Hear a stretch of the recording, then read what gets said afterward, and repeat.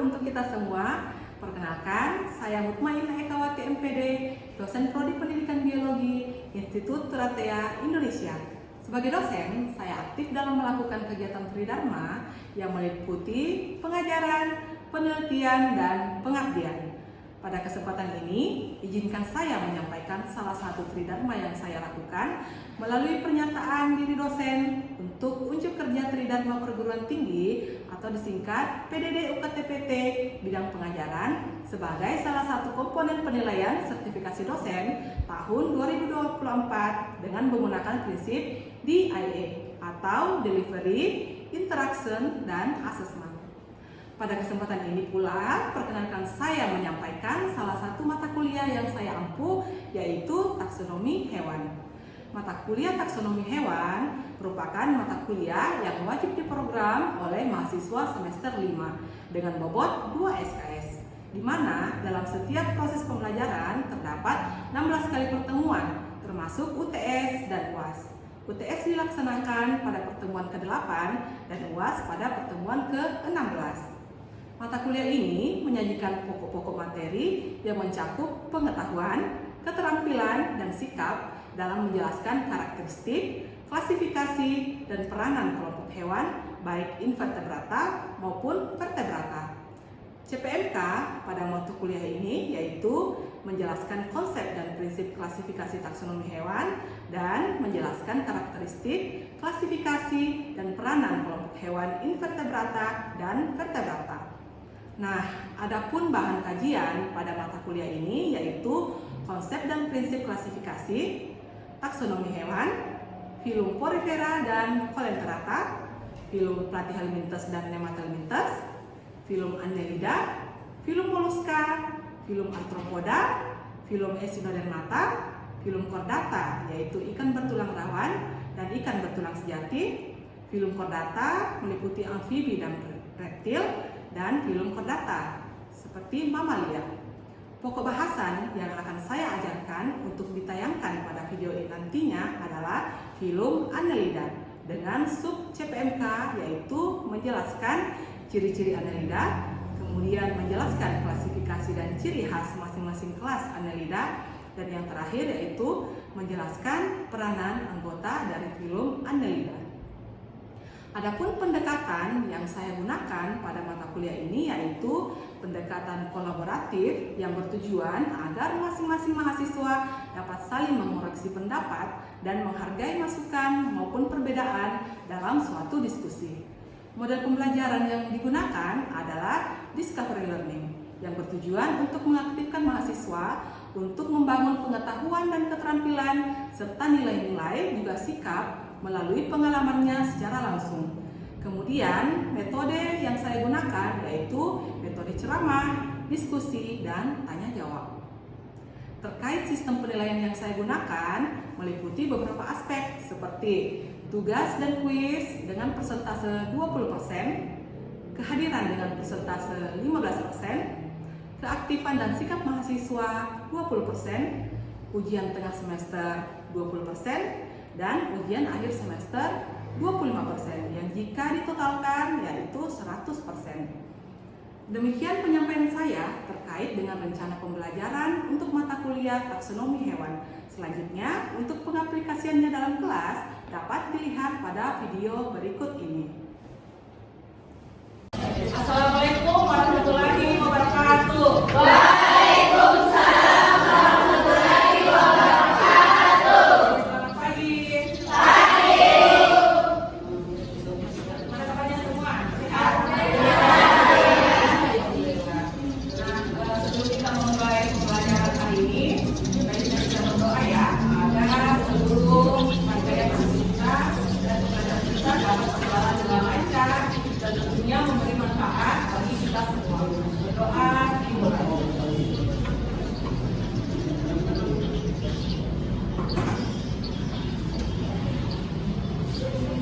Doa selesai. Nah, kalau kita ada yang bisa hadir hari ini? Ada semuanya, Bu. Oke.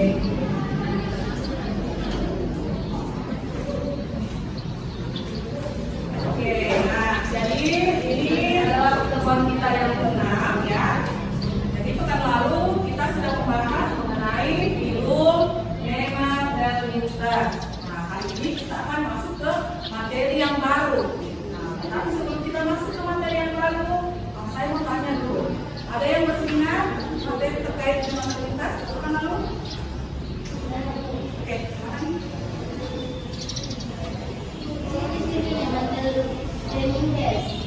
Ada beberapa, di antaranya 1. Tripopulasi, 2. Tidak berserial, 3. Berkelamin tunggal, dan memiliki sistem pencernaan yang lengkap. Oke, bagus sekali ya. Nah, jadi masih ingat materinya terkait nematolitis kemarin. Jadi nematolitis itu dia punya ciri khas kalau bentuknya itu dia tidak bersegmen, kemudian dia juga sering disebut sebagai cacing gilik karena bentuknya yang merungging. Nah, kemudian untuk nematolitis itu dia memiliki kelamin tunggal. Jadi beda antara jantan sama betinanya. Ya, nah, itu dia sedikit review ya terkait materi yang lalu. Nah, sekarang untuk Annelida itu ada CPMK atau bisa kita bilang tujuan pembelajarannya. Nah, jadi di akhir pembelajaran atau dari perkuliahan diharapkan kalian mampu menjelaskan ciri-ciri dari Annelida yang pertama. Nah, yang kedua itu kalian mampu menjelaskan klasifikasi Annelida beserta ciri khas dari masing-masing kelas Annelida. Nah, yang terakhir itu kalian akan mampu menjelaskan peranan dari masing-masing filum Annelida. Nah, jadi di sini ada 3 gambar. Jadi ada Annelidas, ya, Nematolitis, sama Annelida. Jadi ini semua adalah cacing ya, kita bilang terpes atau cacing-cacingan. Nah, jadi dari ketiga jenis cacing ini, nah, misalnya Annelida. Annelida di sini apa bedanya Annelida dibanding dengan Platyrhynchus dengan Nematolitis? Ada yang bisa membedakan? Oke. Bentuknya gilik dan bersegmen. Oke. Nah, jadi Annelida itu dia bersegmen. Betul sekali ya. Jadi kalian bisa lihat kalau dia adalah Platyrhynchus. Jadi Platyrhynchus itu dia bentuknya ada kata flat, jadi bisa kita bahas kemana lalu. Kalau dia Platyrhynchus itu dia cacingnya dempet, cacingnya flat, ya. Jadi dia disebut sebagai Platyrhynchus. Nah, kalau dia Nematolitis, dia itu cacingnya permukaan tubuhnya dia halus, ya. Sedangkan kalau dia Annelida itu dia ciri khasnya adalah tubuhnya yang bersegmen. Nah, jadi ini contoh spesies dari Annelida. Nah, jadi kalian bisa lihat semua di sini ya, di sini lihat. Oke, jadi ada lintang, ya, ada cacing tangan, kemudian ada di sini poliketa ya, juga ada anggota dari poliketa. Nah, di sini apa itu Annelida? Nah, sudah disepakati bersama ya. Kalau Annelida itu merupakan ya cacing yang bersegmen. Nah, ternyata berasal dari kata Latin ya, dari bahasa Latin yang artinya adalah cincin kecil. Jadi disebut sebagai Annelida karena cincin bersegmen seperti ular. Oke, nah ini kita melihat karakteristik dari Annelida terkait bentuk tubuhnya. Jadi sama dengan kemarin ya, Nematolitis. Jadi Annelida itu dia adalah multiselular dan juga adalah simetri bilateral. Jadi simetri bilateral itu adalah ketika kita mengulah ya. Jadi misalnya manusia ya, manusia kita simetri bilateral. Jadi misalnya kita manusia itu kita belah ya. Misalnya dari arah mulut ya, mulut sampai ke anusnya kita. Nah, itu akan menghasilkan potongan sebelah kiri dengan potongan sebelah kanan yang sama besar. Jadi ada alis kiri, ada alis kanan, ada telinga kiri, telinga kanan. Nah, itu yang dimaksud dengan simetri bilateral ya. Kemudian buat seluruh bagian luarnya itu tampak seperti cincin, sehingga disebut sebagai Annelida. Nah, ternyata juga tidak hanya bagian luar dari tubuh si Annelida ya bersegmen, tapi bagian dalamnya juga itu ikut bersegmen yang disebut sebagai septa. Oke, lanjut ya. Nah, sini tubuh Annelida itu dibagi menjadi beberapa bagian. Jadi ada 4 Anterior ya, anterior itu adalah kemudian ada yang disebut sebagai ujung, kemudian ada daerah ventral dan bagian dorsal atau pada segmen tubuhnya terdapat yang namanya parapodia. Nah, pada sebagian spesies dari si Annelida ini ada yang disebut sebagai parapodia. Jadi parapodia itu adalah daging yang menurut dari segmennya. Jadi kan seperti ini atau ini ya, ini cacing. Nah, ini disebut sebagai segmen ya. Misalnya ini segmen 1, segmen 2, segmen 3, segmen 4. Nah, kalau si parapodia itu dia muncul di segmen yang ini. Jadi dagingnya itu tumbuh di sini, ya. Kemudian dari dagingnya itu ini yang namanya seta. Nah, jadi seta digunakan oleh si Annelida ini untuk bisa melakukan pergerakan. Nah, jadi umumnya Annelida yang mempunyai parapodia itu adalah Annelida yang hidup di perairan. Nah, sedangkan parapodia Annelida yang hidup di perairan, nah, dia memanfaatkan ini ya. Jadi ada yang disebut sebagai otot sirkular sama otot longitudinal. Sampai di sini jelas. Nah, jadi fungsinya adalah untuk melakukan pergerakan. Nah, kalau tadi ada Annelida yang bergerak menggunakan parapodia, nah, kalau si ada lagi jenis Annelida itu dia menggunakan otot. Jadi otot sirkular sama otot longitudinal. Jadi ketika otot sirkular pada tubuh Annelida itu dia berkontraksi, nah dia akan menyebabkan segmennya di sini itu dia akan memanjang. Jadi kita akan lihat dia cacing lah, kalian cacing. Cacing kan dia meliuk-liuk ya. Kalau bayangkan kalau per, kalian yang per, kalau kita ditarik seperti ini kan berarti dia ada cacingnya. Itu dia karena pengaruh otot sirkular sama otot longitudinal. Jadi kalau otot sirkularnya itu dia berkontraksi, nah menyebabkan segmennya ini dia akan menjadi memanjang. Sedangkan kalau otot longitudinal, ketika dia berkontraksi menyebabkan ini masing-masing segmen itu dia akan memendek. Jadi kan dia kalau gerakannya cacing bagaimana kan ada panjang, pendek. Nah itu karena kontraksi dari otot sirkular dengan otot longitudinal. Nah di sini ada juga lapisan otot tubuhnya sama dengan kemarin ya, semua untuk Annelida itu dia adalah celomata. Nah di mana lapisan tubuhnya itu terdiri dari 3 lapisan ya. Jadi dalam bentuk embrio itu dia berkembang dari 3 lapisan sama dengan tetangga ya, sama dengan manusia yang manusia. Jadi di mana di lapisan germinal itu ada yang disebut sebagai epidermal, ada mesodermal sama endodermal. Nah, jadi kalau endodermal dulu ya. Jadi endodermal itu nanti pada perkembangannya akan membentuk sistem pencernaan. Nah, kemudian untuk yang lapisan mesodermal pada cacing ini nanti dia akan membentuk yang namanya tadi ya, jaringan otot dengan jaringan otot longitudinal sama sirkular. Nah, kemudian untuk lapisan epidermal itu pada perkembangannya itu akan membentuk kulit atau kulit. Nah, untuk sistem pencernaan Annelida juga itu sudah mempunyai sistem pencernaan yang lengkap. Jadi dimulai dari mulut, ya, faring, esofagus sampai ke anusnya. Nah, kemudian untuk sistem respirasinya untuk Annelida itu memanfaatkan proses difusi ya. Jadi oksigen sama karbon dioksida itu akan didifusi melalui kulit dari si Annelida yang tipis. Kemudian untuk sistem transportasinya atau sistem peredaran darahnya itu berlangsung secara tertutup ya, atau bisa disebut sebagai peredaran darah di tubuh. Nah, artinya darah itu akan terus mengalir di dalam tubuh. Oke, nah ini terkait klasifikasi Annelida. Nah, jadi pembahasan Annelida. Pada awalnya memang kalau Annelida itu kita atau di keseharian ya, kita di umum atau di pelajaran-pelajaran yang ada yang akan ditemukan di SMA, ya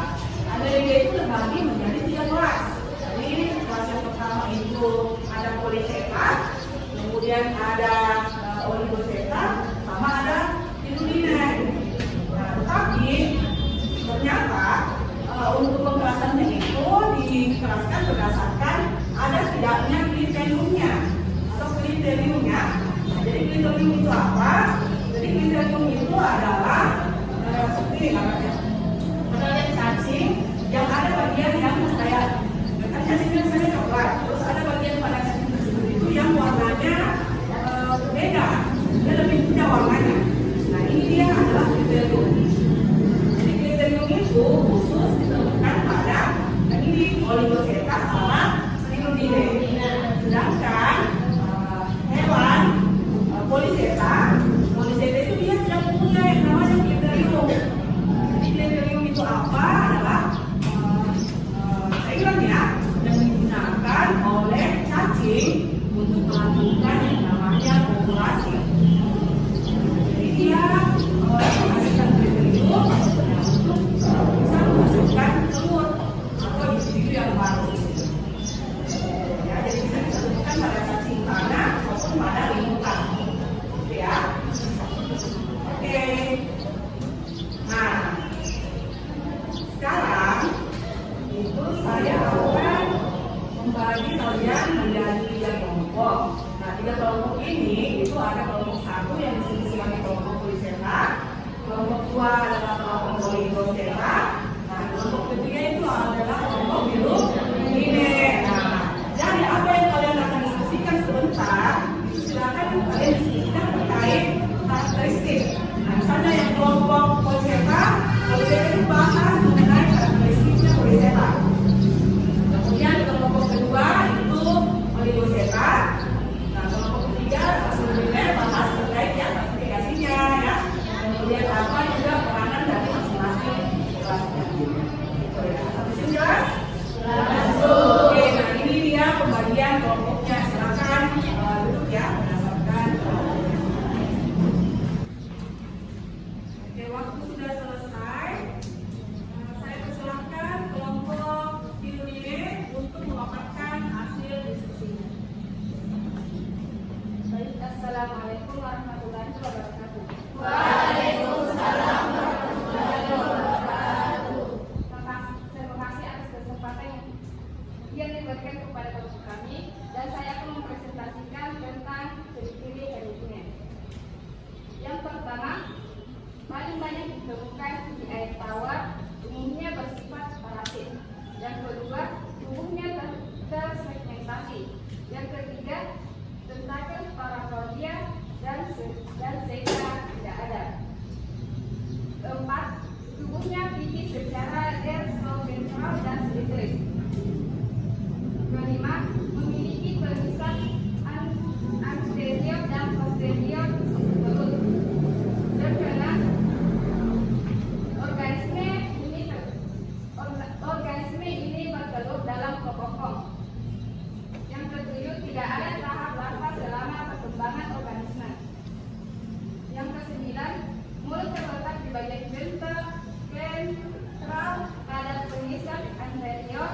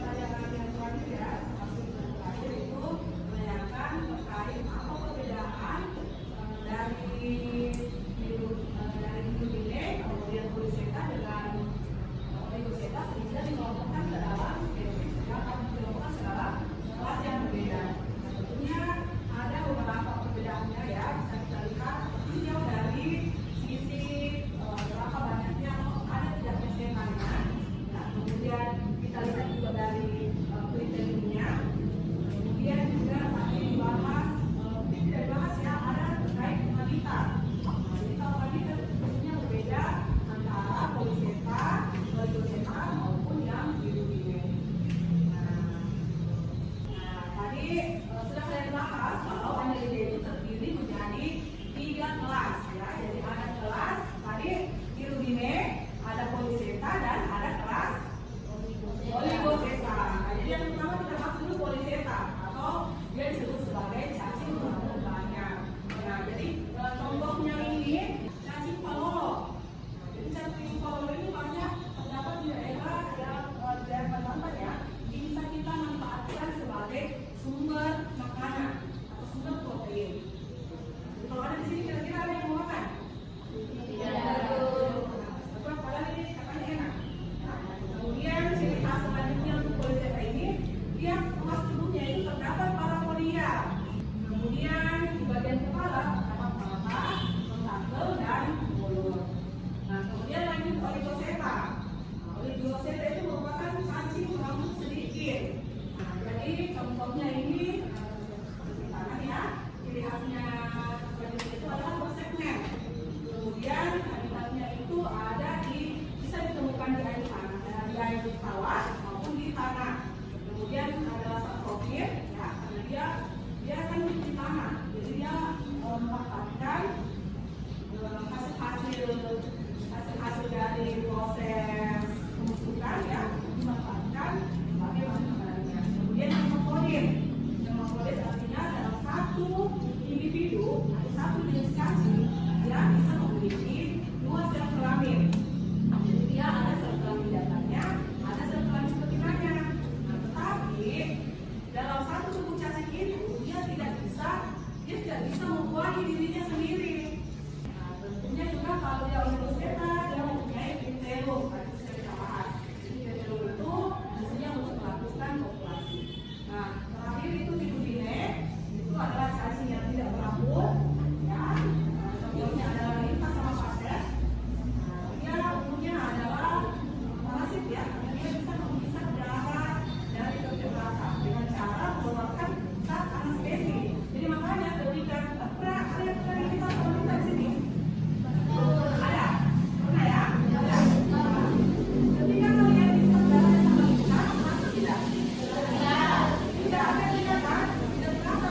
Tapi pas kita lihat, pas kita rasa tuh, nah itu kenapa? Karena ternyata ketika si kita itu mau menghisap darah kita, dia mengeluarkan zat anestesi. Dia anestesi kulit kita, kemudian dia merobek kulit kita, nah itu darah kita. Ya. Kemudian memasukkan birumin. Nah, kalau birumin itu artinya adalah satu pembuluh darah. Kita saat yang tadi pembuluh ya, sorry. Jadi kalau kita terbuka, misalnya kita teriris sama pisau, itu kan lama-kelamaan darah kita kan akan berhenti ya, dia akan buntu. Nah, tetapi kalau limpa yang menghisap darah kita, itu dia bisa menghasilkan zat anti pembunuhan, sehingga dia bisa terus-terusan menghisap darah yang kita. Ya, itu terdapat pada limpa. Oke, tentunya juga untuk manfaatnya, perannya tadi sudah didiskusikan ya. Jadi perannya ada yang berperan positif, ada yang berperan negatif. Dimana kalau dia berperan positif, artinya bisa kita manfaatkan. Contohnya bisa menghasilkan makanan ya, bisa sebagai bahan makanan, bisa sebagai pelindung tanah. Kemudian untuk yang negatifnya, tadi tinta. Golongan tinta itu sangat parasit ya, apalagi pada vertebrata. Oke, nah sampai sini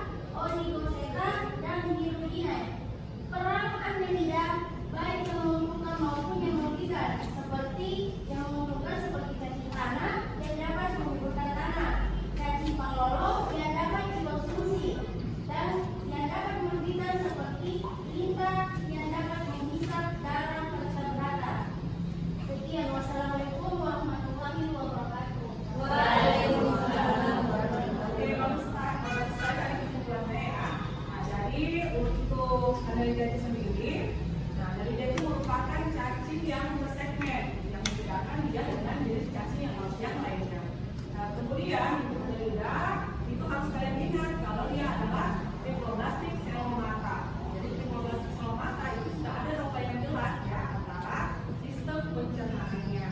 Kemudian Annelida itu terbagi menjadi 3 kelas. Nah, jadi pembagian 3 kelasnya itu bisa berdasarkan jumlah setanya ataupun juga berdasarkan ada tidaknya kriteriumnya. Nah, jadi kalau berdasarkan jumlah setanya itu kita bedakan menjadi yang pertama adalah poliseta. Jadi poliseta itu adalah Annelida yang memiliki banyak seta. Kemudian ada yang disebut sebagai oligoseta. Jadi oligoseta itu yang memiliki sedikit seta, dan ada yang disebut terakhir adalah hirudine yang tidak memiliki seta. Nah, tadi juga berdasarkan peranannya. Peranan untuk Annelida itu banyak ya. Jadi Annelida itu bukan hanya bersifat merugikan, seperti tadi disebutkan lintah ya. Jadi Annelida itu selain lintah juga banyak jenisnya.